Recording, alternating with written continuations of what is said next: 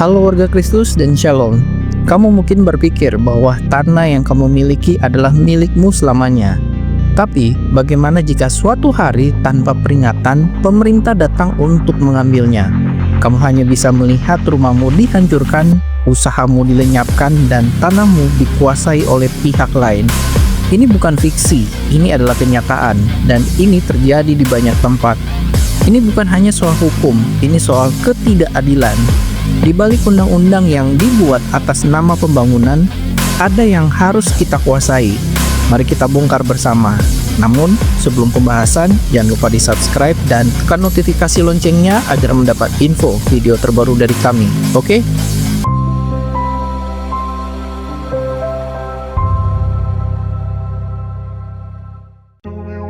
Mengapa kita harus peduli? Sebagai orang Kristen, kita dipanggil untuk menjadi garam dan terang dunia. Itu berarti kita harus peduli terhadap ketidakadilan yang terjadi di sekitar kita. Alkitab dengan jelas mengatakan dalam Amsal 31 ayat 8-9, "Buka mulutmu untuk orang yang bisu, untuk hak semua orang yang merana. Buka mulutmu, ambillah keputusan secara adil dan berikanlah keadilan kepada orang yang sengsara dan miskin." Ketika hak-hak rakyat dirampas, ketika tanah atau kendaraan mereka diambil tanpa ganti rugi yang adil, kita tidak bisa diam. Ini bukan hanya masalah politik atau hukum, ini adalah masalah moral dan iman. Kita harus peduli, karena setiap orang adalah ciptaan Tuhan yang berharga, dan setiap ketidakadilan adalah serangan terhadap martabat manusia.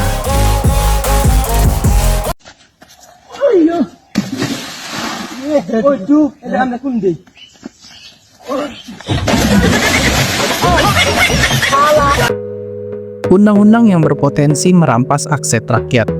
Di Indonesia ada beberapa undang-undang yang berpotensi merugikan rakyat, terutama dalam hal pengambil alihan aset. Salah satunya adalah Undang-Undang Nomor 2 Tahun 2012 tentang pengadaan tanah untuk pembangunan demi kepentingan umum. Undang-undang ini sebenarnya bertujuan baik untuk membangun infrastruktur yang bermanfaat bagi masyarakat. Namun, dalam prakteknya sering terjadi ketidakadilan.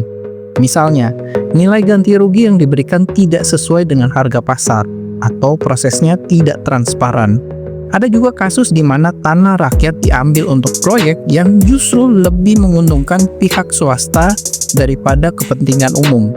Selain itu, dalam konteks penegakan hukum KUHP, Kitab Undang-Undang Hukum Acara Pidana, memungkinkan penyita aset sebagai barang bukti.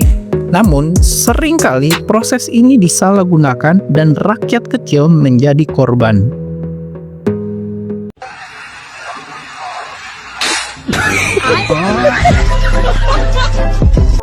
Peraturan Taurat yang disalahgunakan untuk merampas aset rakyat. Dalam Perjanjian Lama, kita melihat bagaimana hukum Taurat sebenarnya dirancang untuk melindungi hak-hak rakyat, terutama yang miskin dan lemah.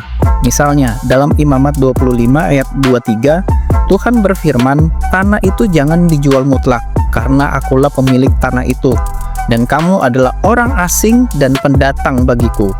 Namun, dalam sejarah Israel, kita juga melihat bagaimana para pemimpin dan orang kaya sering menyalahgunakan hukum untuk merampas tanah rakyat.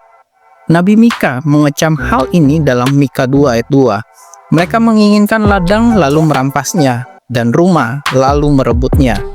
Ini mengingatkan kita bahwa hukum yang baik pun bisa disalahgunakan jika tidak dijalankan dengan integritas dan kasih.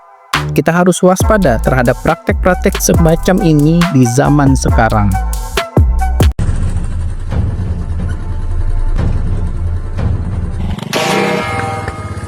Assalamualaikum. Waalaikumsalam.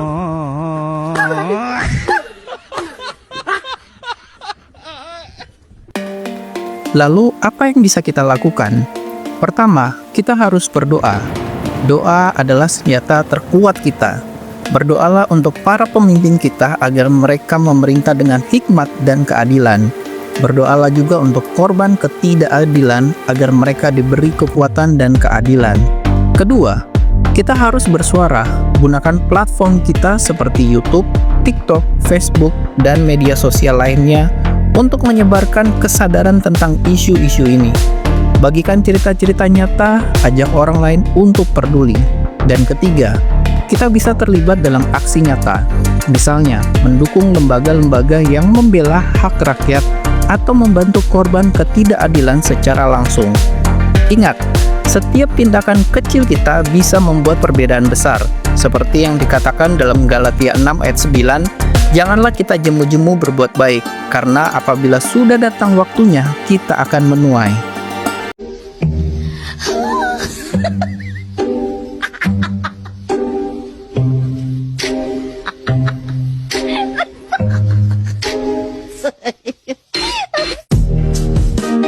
Jadi warga Kristus yang diberkati, ini bukan hanya sekedar cerita atau teori.